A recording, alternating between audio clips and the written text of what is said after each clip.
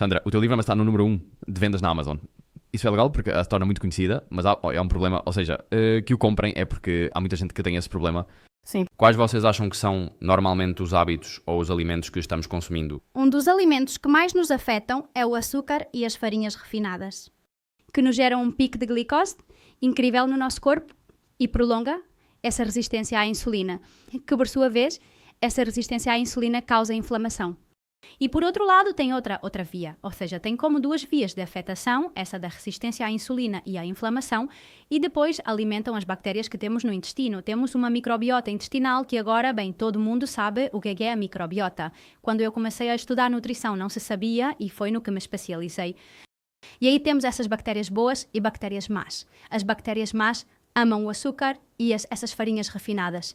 Então, assim que isso entra no nosso corpo, ficam muito contentes porque isso lhes dará vantagem para crescer, para se reproduzir e para continuar nos afetando e gerando essa inflamação intestinal. Então, nos inflama por duas vias esses dois alimentos. Depois falávamos antes sobre os edulcorantes, não? Que disso muito pouca gente fala, mas é a realidade. Os edulcorantes também te inflamam e te afetam. Então, tentar consumir, adaptar-nos ao sabor natural dos alimentos e não precisar incorporar nem esses açúcares, nem esses edulcorantes. É que a maioria das coisas tem adoçantes, não é? Claro, é que quase todos os produtos ultraprocessados ou têm açúcar. E se não têm açúcar para ficarem bons, normalmente colocam edulcorante.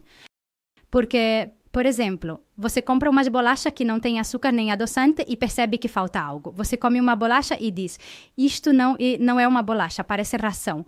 Porque no final não tem o sabor que tem uma bolacha com açúcar ou com adoçante. Então, no final, a indústria quer que você goste dos alimentos que está elaborando e que está fazendo para você. Então, colocam ingredientes que não são bons. Depois, por outro lado, as gorduras hidrogenadas.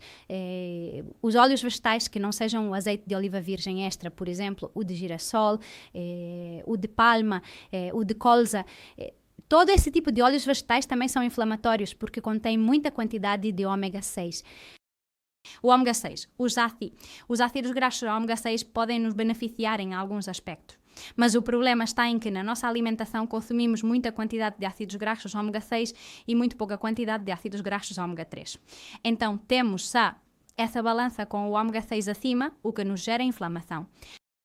Em contrapartida, se nós formos estabilizando um pouco isso, reduzindo um pouco mais os ômega 6 e aumentando um pouco mais os ômega 3, não só por estarem um pouco acima, já se gera em nosso corpo um processo anti-inflamatório.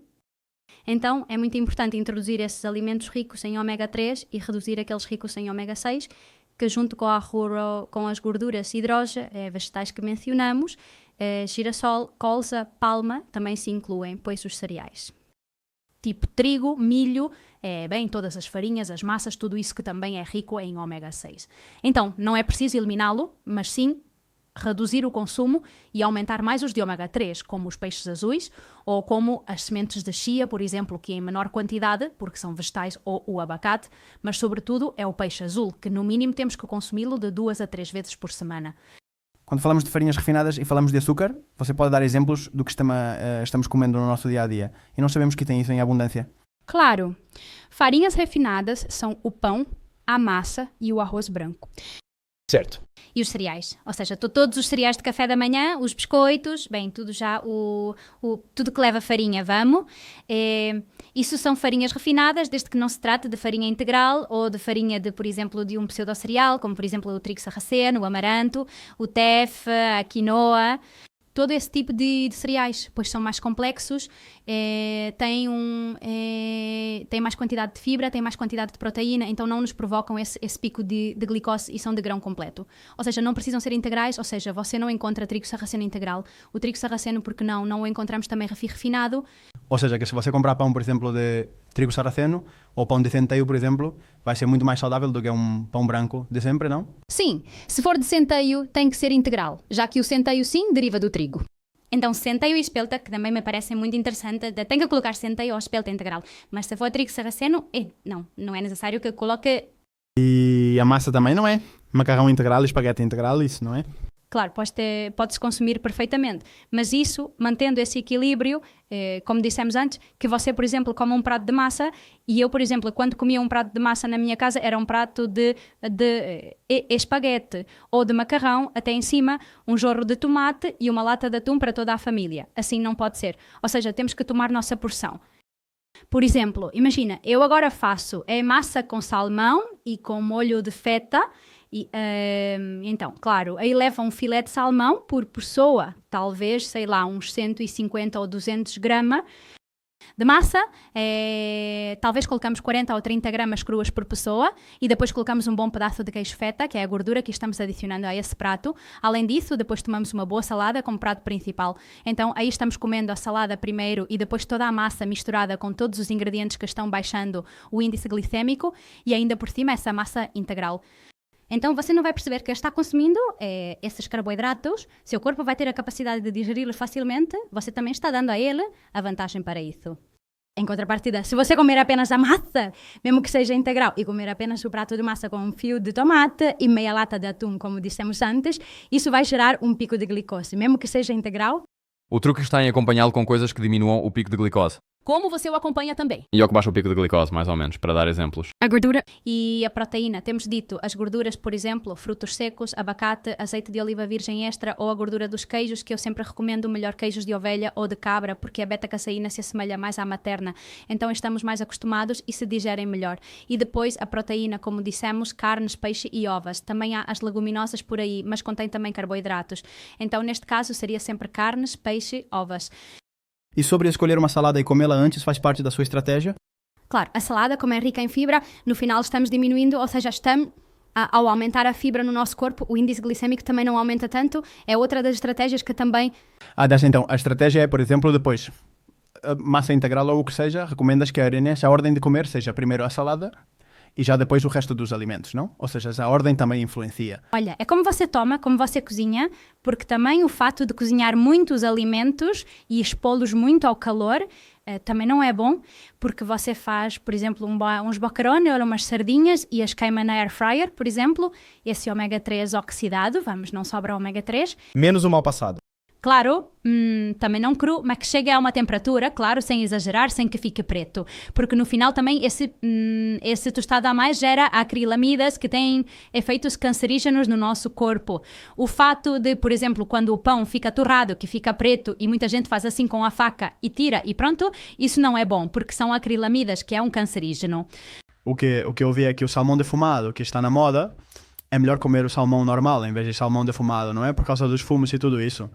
Sim, se for de boa qualidade, quero dizer, se for o mais natural possível, por exemplo, marinado ou não tiver muita quantidade de açúcar e estiver defumado, também não há problema em consumi-lo em momentos pontuais, porque além disso, o que eu gosto do salmão defumado é que tem também alguma vantagem, que é não estar exposto ao calor. Então, como você o come sem exposição ao calor, o ômega 3 permanece mais presente nele. Então, por um lado, é verdade que tem como todos esses fumos, mas por outro lado também tem o benefício desse ômega 3. Então, o que eu sempre digo é que você não vai estar todos os dias comendo salmão defumado, mas é verdade que sim, também pode ser consumido em momentos pontuais. E um dos alimentos que mais gosto de todos são os boquerones em vinagre, que justamente a receita eu coloco no livro. O boquerão é muito rico em ômega 3, é o peixe, junto com a sardinha, que mais ômega 3 tem. E quando você faz os boquerões em vinagre, é só para cozinhar. O cozimento é com vinagre. Você não os põe ao calor nem nada. Simplesmente, você os congela antes, por precaução, por causa do anisakis e tudo isso, e pronto. Então, o ômega 3 está intacto. Então, comer, por exemplo, um bom café da manhã com seus boquerones em vinagre, ou nas saladas, colocar boquerones em vinagre, é uma dose de ômega 3 que você não precisa de mais nada. Eu, por exemplo, no meu Instagram viralizou um vídeo em que eu explicava que na semana antes da menstruação eu comia muito peixe e enchia meu marido de peixe e eu já não tenho aquelas dores menstruais que tinha antes. E agora está chegando gente que me diz: Sandra, te obrigada pelo conselho porque fiz isso no mês passado e este mês não tive dores. E é incrível.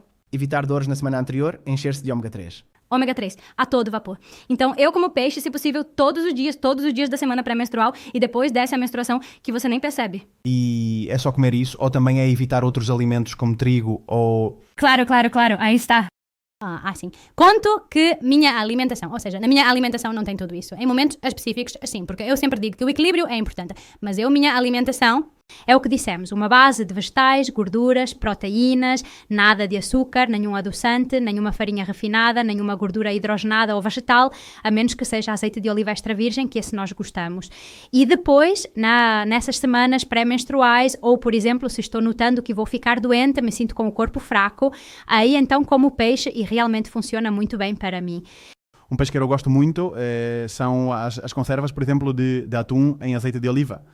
O que é que acha disso? Não, porque você não cozinha depois, né? Está ali no azeite, está como coberto, não é? Depois você tira, talvez, eu costumo tirar esses óleos aqui. Não sei se é algo que você recomenda, que esse óleo que está na lata seja colocado também na salada, por exemplo, ou se deve ser retirado. E depois esse prato, como você vê? Claro, é melhor tirar. Certo. O que eu sempre recomendo é que seja um peixe menor. Por exemplo, em vez de ser atum, que também podemos usar, é melhor usar cavala ou usar sardinha, que são peixinhos menor, nos fornecem mais ômega 3 e menos mercúrio. É verdade que o atum em lata não tem tanto mercúrio como o atum vermelho que você faz na grelha, porque no final usam peixes, atuns mais pequenos que não têm tanta quantidade de mercúrio. Mas é verdade que essas latas no final contêm alumínio ou o recipiente que tem não é tão bom. Então eu costumo comprar em pote de vidro. E esse óleo eu sempre tiro. Mesmo que seja azeite de oliva virgem extra, eu tento escorrer o óleo e colocar o meu próprio óleo. Porque sempre será de melhor qualidade o óleo que você tem em casa do que o óleo que vem na lata. O que acontece é que estamos como para jogar óleo fora, né? Pois é caro comer bem, né? Sim, é verdade. É uma pena, mas é caro. O que sempre digo é que tudo aumentou, porque realmente é que ao mesmo tempo que aumentou o azeite de oliva virgem extra, também aumentaram outros produtos, que também são insalubres. Então, você vai jantar e não gasta o mesmo que gastava antes. Vá a um lugar de fast food ou vá a um lugar talvez para comer um peixe ou uma carne, sempre vai gastar mais do que gastava. Mas é verdade que não é a mesma coisa. Como o exemplo que acabei de dar, comer um hambúrguer em um fast food, ou seja, em um restaurante de fast food, ou comer, por exemplo, um bife de carne bovina em um restaurante. Mas é que no final, veja, um exemplo que dei há pouco em uma palestra é que naquele mesmo dia eu estava usando um macacão branco que já tinha usado em 5 ocasiões. Era uma apresentação de um livro. Normalmente, quando fazes uma apresentação de um livro, queres te arrumar, queres estrear roupa, eu digo, pois eu uso o mesmo macacão que em 5 eventos, mas como peixe azul na minha casa. E uso azeite de oliva virgem extra e não uso óleo de girassol. Não fumo, mas prefiro comer, por exemplo, sei lá, um abacate todos os dias no café da manhã. Então, eu acho que é questão de prioridades, do que você quer priorizar para a sua saúde.